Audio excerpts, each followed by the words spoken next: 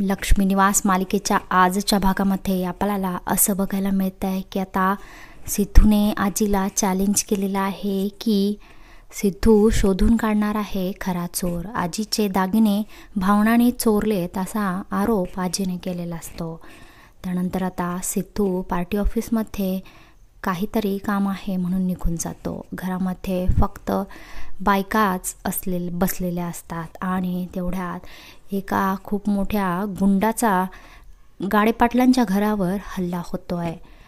गुंडाने आजीच्या गळ्याला चाकू लावलेला असतो आणि त्या चोराने आजीच्या रूममधनं दागिने, पैसे असा सर्व माल एका रुमालामध्ये चोरून घेतलेला असतो. आणि हे जेव्हा आजीने पाहिलेलं असतं तेव्हा आजी जोरजोरात ओरडू लागलेली असते. त्यामुळे त्या चोराने आजीला गळ्याला चाकू लावून खाली आणलेलं असतं. आजीच्या गळ्याला चाकू पाहून सिंचना आणि निलांबरी, पूर्वी या प्रचंड घाबरलेल्या असतात.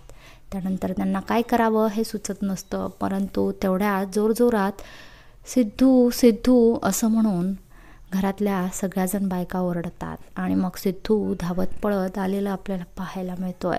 तो म्हणतोय की तुला जे काय न्यायचे ते ने, फक्त आजीला काही करू नकोस, आजीला तू सोड.